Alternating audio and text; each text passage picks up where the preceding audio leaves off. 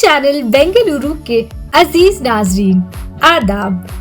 नाजरीन, आपको बता दें कि ex minister for civil aviation government of India जनाब CM इब्राहिम साहब ने आज बेंगलोर में उर्दू मीडिया से खिताब किया।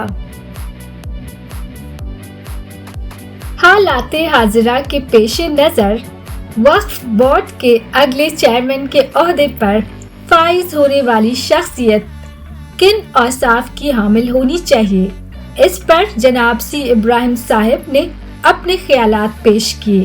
पेश है इसकी एक रिपोर्ट। हिंदुस्तान आज़ाद होने के बाद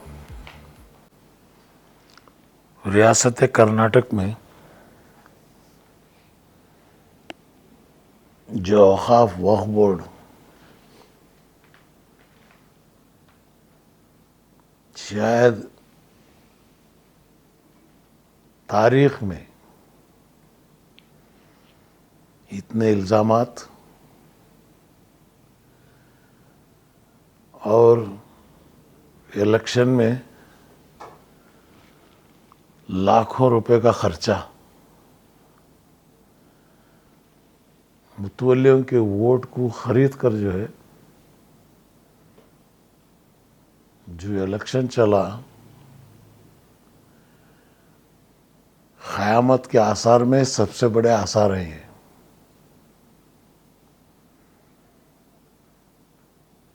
बीजेपी वाले जो वक्फ बोर्ड के बारे में कह रहे थे, इनके करने को उनके कहने को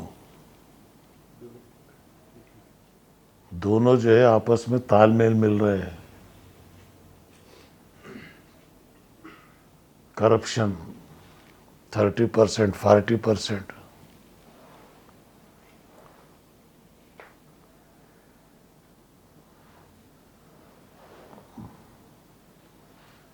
रियासत कर्नाटक की हुकूमत से चीफ मिनिस्टर सिद्धरामैया साहब को शायद इन चीज़ों का पता नहीं है,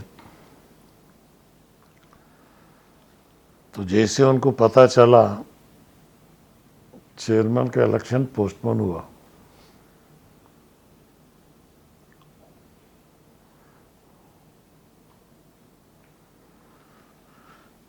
जनाब ज़मीर अहमद साहब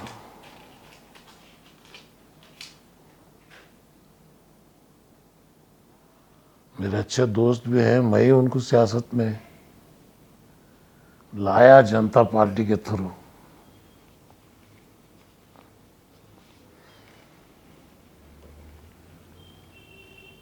शायद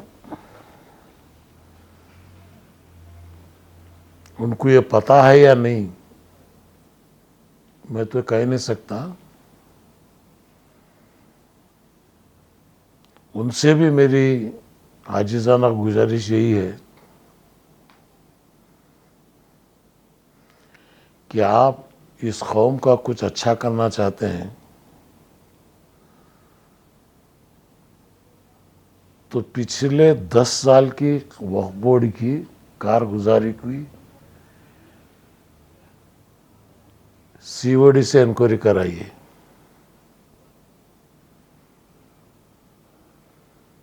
वक्फ बोर्ड के काम, वक्फ बोर्ड का इलेक्शन,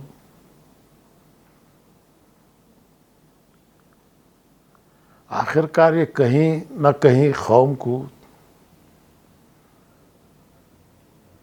जो सबसे बड़ा सवाल है, इसका जवाब मिलना ज़रूरी है।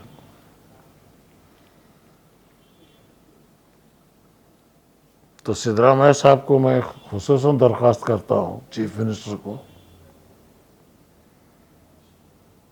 इंक्वायरी करें। हाल में मैं काफ़ी यूट्यूब्स वगैरह देखा, काफ़ी उबैदुल्ला शरीफ जैसे सीनियर लीडर और हमारे अशरफ साहब सिराकी और चित्तौड़गढ़ के लोग खुद मेरे पास आए हुए थे।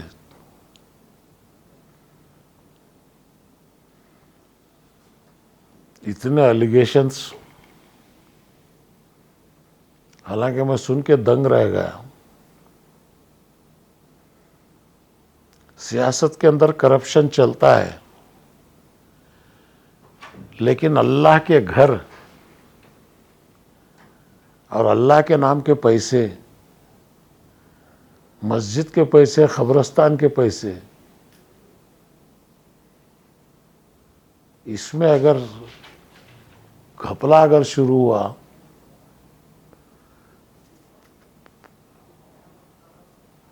तो हम जैसे लोग खामोश बैठ नहीं सकते। मैं पहली बार जब इलेक्शन शुरू हुआ वक्फ बोर्ड का, गुलबर्गा के सज्जादे बिल्कुल नौजवान इस्लामिक स्कॉलर, हाफिज कुरान,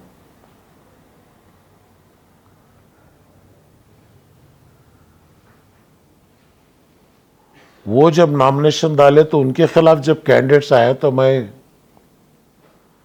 फौरन कहा नहीं, इनके खिलाफ कैंडिडेट नहीं डालना चाहिए, अनकंटेस्ट करना चाहिए।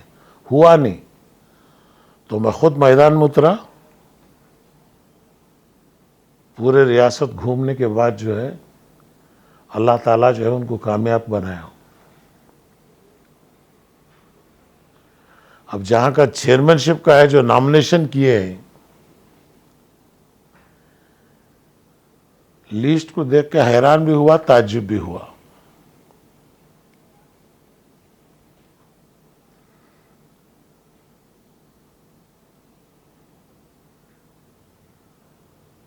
चीफ मिनिस्टर से मेरी गुजारिश है,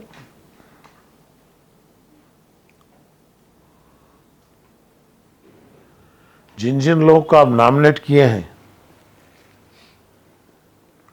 उन तमाम का आप इंटेलिजेंस से रिपोर्ट मंगाइए। उनके अखलाक, उनके किरदार, कौन कितने पैसे वक्फ बोर्ड से ग्रांट लिया, कैसा इस्तेमाल किया, कितने करोड़ लिया, कहाँ पर जो है वो इस्तेमाल हुआ, इसका हिसाब किताब क्या है, ये सब जांच होनी चाहिए। लेकिन यहाँ पुलिस, जज, मुलजिम तीनों एक ही हैं।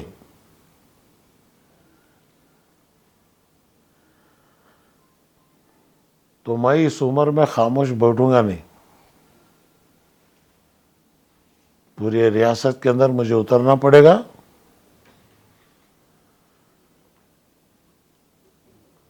और एहतजाज करना पड़ेगा।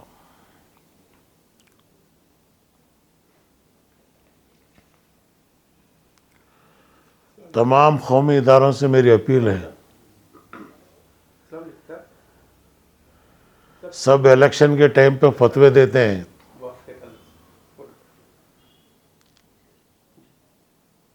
अब वो इदारे फतवे देने वाले उतरे, जांच करें, पूछें, हुकूमत से हिसाब पूछें कि औकाफ की हालत क्या है, क्यों क्या हुआ है।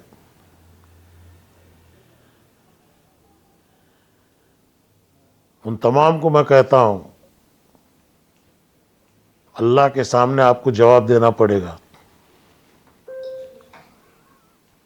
आप यहां से बच सकते हैं दुनिया से, लेकिन खुदा की अदालत से आप बच नहीं सकते।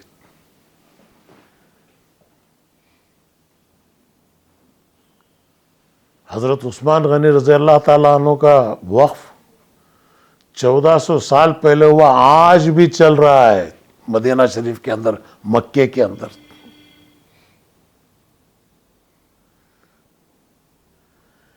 कई सारे हमारे आबा व अज़्जाद अल्लाह के नाम पे वक्फ किए हैं, खैरात किए हैं। ऐसी चीजों में खाने वाले शायद शैतान भी शर्मा रहा होगा इनके करतूतों को देखकर।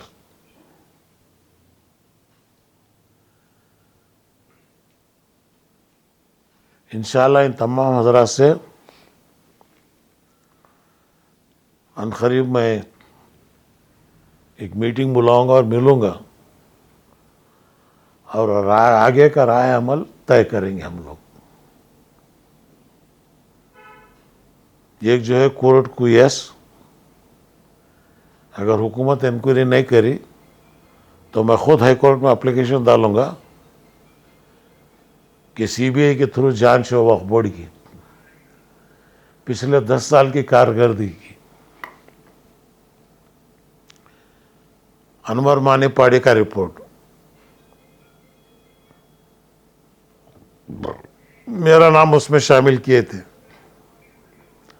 मैं खुद केस डाला था, कोई कोर्ट को आया नहीं। मैं आज भी कहता हूं मुझे मिलाकर सीबीआई इंक्वायरी करो। अगर आप वो नहीं करते तो मैं खुद हाई कोर्ट को जाऊंगा और हाई कोर्ट से दरखास्त करूंगा कि मेरा नाम मिलाकर जो है 10 साल से जो हुआ है औकाफ के अंदर उसकी पूरी तरह से जो है इंक्वायरी हो और सच्चाई हकीकत जो है अवाम उन्नास के सामने आए।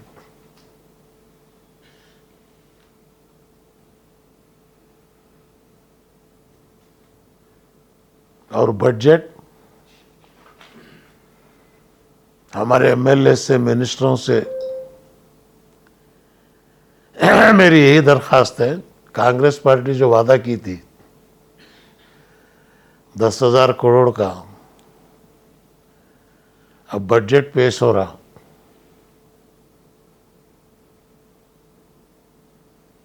3.5 लाख करोड़ का बजट है, 20% हमारी आबादी है, दलित को 30,000 करोड़ है, बैकवर्ड को 20,000 करोड़ है, उनको 18% मिल रहा है, 10% मिल रहा है, हमको सिर्फ 3% लो। वो 10,000 करोड़ कैसा खर्चा करना, मैं डिप्टी चेयरमैन प्लानिंग कमीशन होकर एक प्रोग्राम बना के रखा हूं, अभी वो विधानसभा में है,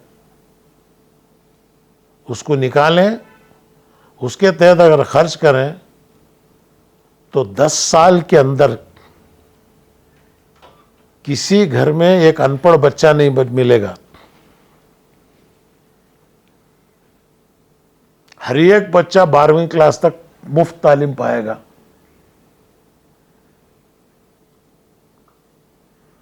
सबसे बड़ी चीज तालीम है। आज कौम को तालीम की जरूरत है। 12वीं क्लास तक अगर आप दे दो उसे, तो वो जो है खुद ब खुद फ्यूचर जो है इंजीनियरिंग हो, मेडिकल हो, वो अपने कदमों पे खड़ के जो है कॉम्पिटिटिव एग्जाम में लिख के आगे आएगा। इसी मकसद से अकामती स्कूल जो है 95 में मैंने शुरू किया था, आज वो जो है मोरारजी देसाई स्कूल बन गया है। उसका कॉन्सेप्ट भी बिगड़ा हुआ है। तो मेरी दरख्वास्त यही है कि माइनॉरिटी डिपार्टमेंट के मातहत वो स्कूलें लें और डायरेक्ट माइनॉरिटी डिपार्टमेंट उन स्कूलों को चलाएं।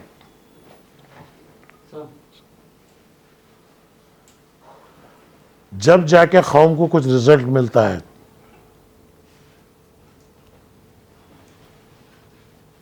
वरना मोरारजी देसाई स्कूल में तालीम की तालीम तो बराबर मिल भी नहीं, बल्कि तरबियत तक नहीं है वहां पे। अगर आप खुद चलाएंगे तो तालीम भी होगी, तरबियत भी होगी। इस्लाम तालीम के साथ साथ तरबियत की अहमियत देता है। बिना तरबियत के कोई तालीम काम नहीं आएगी।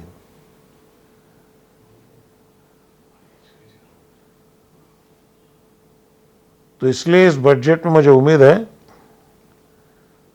मैं तो एमएलए एमएलसी कुछ भी नहीं हूं, लेकिन जो लोग हैं वो अपना असर इस्तेमाल करें, चीफ मिनिस्टर से मिलें और मिनिमम 10,000 करोड़ रुपए साल का अपने बजट में लें।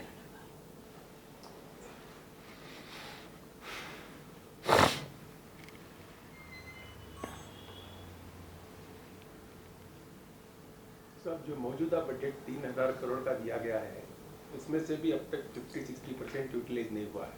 तो अब 10,000 करोड़ की मांग करेंगे तो कौन देगा? नहीं 10,000 यूटिलाइज क्यों नहीं हुआ? वजह क्या है मालूम होना है? हम जानना चाहते हैं यूटिलाइज क्यों नहीं हुआ।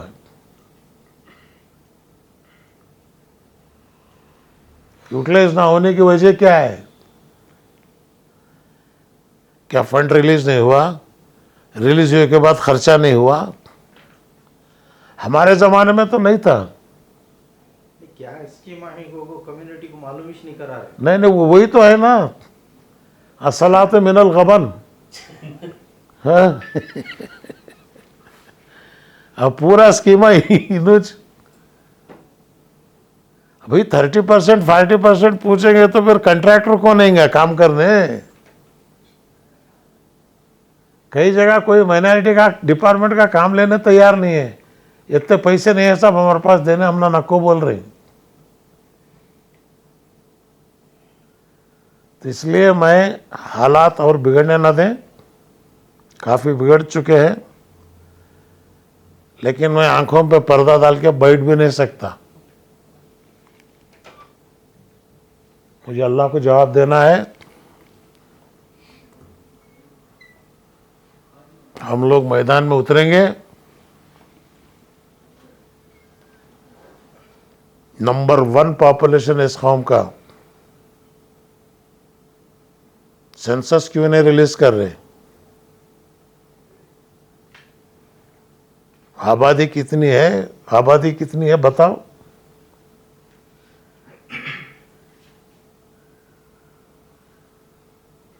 मुझे आज भी यकीन है सिद्धरामैया साहब इस कौम के साथ इंसाफ करेंगे। इसी तवक्कुल के साथ आपके ज़रिए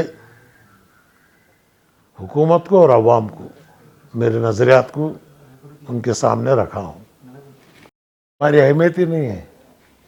दलित कॉन्ट्रैक्टर 2 करोड़ तक हाँ दलितों को कॉन्ट्रैक्ट हमको 1 करोड़ तक देना चाहिए था, अब 2 करोड़ कर देना। हाँ, तुम्हारी अहमियत ही नहीं है। अगर तुम्हारी अहमियत होना है तो तुम्हें ताकत बनना है। जब तक अपने आप की ताकत नहीं बनाते तब तक तुम्हें कोई पूछ के भी नहीं देखता। खैर, मैं उस काम में शुरू हुआ इंशाअल्लाह दौरा कर्नाटका कर रहा हूं, फैसला अनकरीब होगा। और ये भी एक मेरी दरख्वास्त है पूरे उलमाए कराम से, मुस्लिम तंजीमों से, कांग्रेस और बीजेपी के बीच में एक तीसरी ताकत की जरूरत है क्या? आप अपनी राय दीजिए।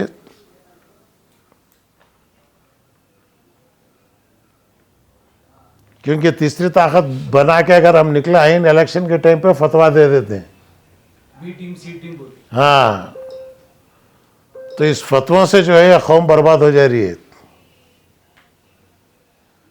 तो इसलिए आप माइंड बनाओ। कांग्रेस के साथ जाना है, चलो कांग्रेस के सामने बात रखो। अगर तुमने इज्जत मिल रही वहां पर, अगर तुम्हारी बात मान रहे हैं अल्हम्दुलिल्लाह, अगर नहीं मान रहे तो आगे क्या करना है? इसके लिए आप मीटिंग बनाओ। जमात इस्लामी वाले बोले इलेक्शन के पहले फिरे गौ सब, मुतहद्दा माज वाले इलेक्शन के टाइम पर फतवा दिए। अब आओ बाहर, अब बोलो क्या करना है हमको आगे। क्या कांग्रेस के साथ जाना है कौम, या तीसरी ताकत बन के अपने विकार को, अपने वजूद को बचाना है? करना क्या है? इसका सवाल का जवाब इंशाअल्लाह मुझे तंजीमें अवाम के सामने देंगी। और मुझे बुलाइए, मैं आने के लिए तैयार हूँ। आप खुद एक बुलाओ ना तंजीम सबको। देखेंगे, मैं उनको मौका दिया हूँ, क्योंकि ये ना चले कि भाई इब्राहिम साहब अपनी लीडरशिप बनाने की कोशिश कर रहे हैं। आप बुलाओ, मैं आता हूँ। अगर आप नहीं बुलाए तो फिर मुझे रमजान के बाद मैं खुद बुलाता हूँ। एमएलए फोरम जो कर्नाटक का मुस्लिम एमएलए फोरम है, वो नाराज हैं कि सिर्फ एक आदमी पूरी गवर्नमेंट चला रही, मुसलमान दूसरे की चलती नहीं और दूसरों को आगे बढ़ने दे रही। क्या बोलते अब उन एमएलए है, उनकी गवर्नमेंट, उनकी पार्टी, उन्हें जाना होता है।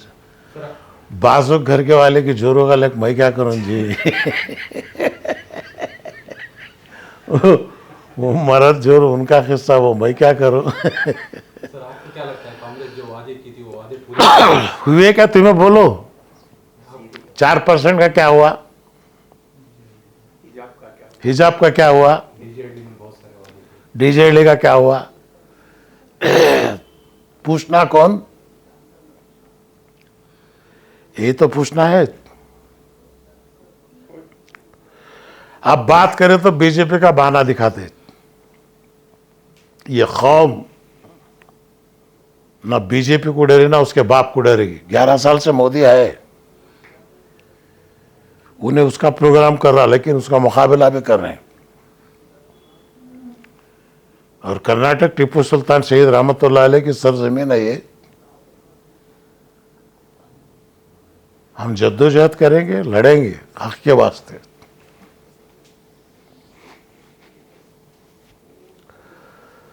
और कुछ बोफोर्ड के सिलसिले में क्या सिद्धरामैया से मुलाकात हुई? जी, मैंने उनको बताया है। 5-6 दिन पहले जब मुलाकात हुई थी मेरी, मैंने उनके सामने हकीकत रखी है। उनको पता नहीं था, उनको पता चला है। अब सिलेक्शन होना है ना चेयरमैन का, तब तक बोर्ड चेयरमैन का सिलेक्शन तो होना। जिसके ऊपर एलिगेशन नहीं है उसे करो, जो पाक साफ है, कौन पाक साफ है सर तुम्हारे हिसाब से? का काबिल है। तुम्हारे हिसाब से कौन पाक साफ? नहीं, अब उसे उन्होंने बोला, मैं बोला तीन इनका आदमी कहते हैं। जो 10 मेंबरों में जो दीन को समझते हैं, लेस करप्ट, करप्ट बिल्कुल नहीं, लेस करप्ट नहीं, among the worst select the bad.